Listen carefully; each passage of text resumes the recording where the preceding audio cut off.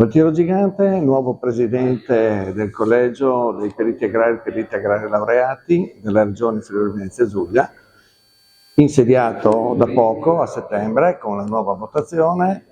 Il collegio si propone già dalla nuova conformazione di lavorare molto con consiglieri giovani, di interessare tutte quelle che sono le nuove leve dei nostri professionisti e di lavorare molto su quello che è la presenza sempre di più di professionisti sul territorio, con una migliore formazione e un miglior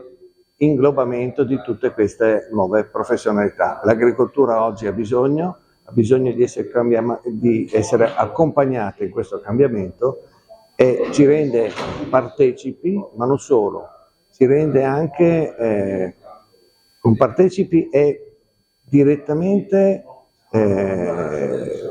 impegnati in questo cambiamento. Noi dobbiamo gestire quello che sarà la nuova agricoltura con i nuovi impegni europei, vediamo Farm to Fork, carbon printing, tutte queste nuove indirezioni che ci impone l'Europa, perché oggi dobbiamo ragionare con la testa europea, non più con la testa dei nostri paesi, e quindi dobbiamo accompagnare le nostre aziende agricole con la nostra professionalità in questo nuovo percorso. È una nuova agricoltura, ci sono degli impegni importanti, dobbiamo saper salvaguardare il territorio, gestirlo, ma anche dare un reddito per coloro che hanno investito le proprie aziende agricole in questo percorso. È un impegno importante, ma noi vogliamo esserci e vogliamo essere artefici di questo cambiamento. La figura del perito agrario è una figura che oggi in agricoltura è sempre stata presente, condivisa. Direi che è la spina dorsale di quello che è il supporto tecnico delle nostre aziende agricole, grazie ai nostri oggi 3 istituti, Cividale, Gradisca e Pordenone Spilimbergo. È sempre stata importante questa funzione del perito agrario. Oggi il perito agrario si trova ancora di più coinvolto in questo cambiamento, perché sono persone professionali che hanno una grande competenza, ma hanno una competenza territoriale, calpestano il territorio e quindi sono i primi ad essere consapevoli di questo cambiamento climatico, e essere sempre presenti vuol dire conoscere le nuove prospettive, i nuovi cambiamenti, le nuove malattie, per poter gestire al meglio questo cambiamento. È chiaro che c'è un'innovazione anche nuova, si parla sempre più di intelligenza artificiale, ma ricordiamoci che comunque la terra va calpestata e quindi questo è il nostro cambiamento, un cambiamento tecnologico, ma restando coi piedi per terra.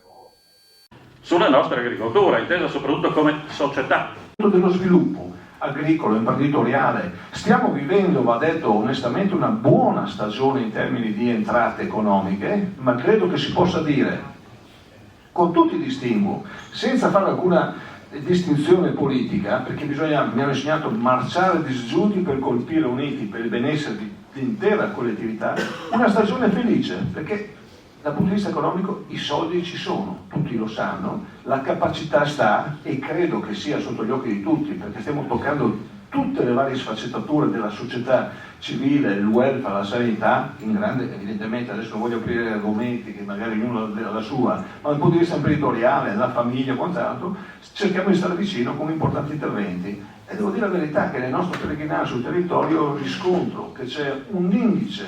di gradimento sufficientemente importante, e questo a noi fa piacere, vuol dire che stiamo lavorando bene. Si può fare di più? Certo che si può fare di più, e siamo qui per questo, a confermare la più assoluta disponibilità, senza se e senza ma. Concludo, anche se siamo ancora a novembre, cogliendo l'occasione di salutarvi, perché probabilmente i più non li vedrò, ma per farvi gli auguri di un buon Natale sereno e di grande soddisfazione, prima di tutto in termini di salute, a voi e alle vostre famiglie, perché se si sta bene, io mi sono accorto, c'è l'entusiasmo, si può fare tante cose per voi, per le vostre famiglie e anche per la nostra società, collettività intesa a 360, perché abbiamo tanto bisogno di stare insieme, di guardarci in faccia ogni tanto, anche di scontrarci, ma fare sintesi per il benessere di tutti quanti. Quindi grazie per l'ospitalità, molto gradita, una buona giornata e una buona continuazione dei lavori che avete in programma. Grazie di cuore.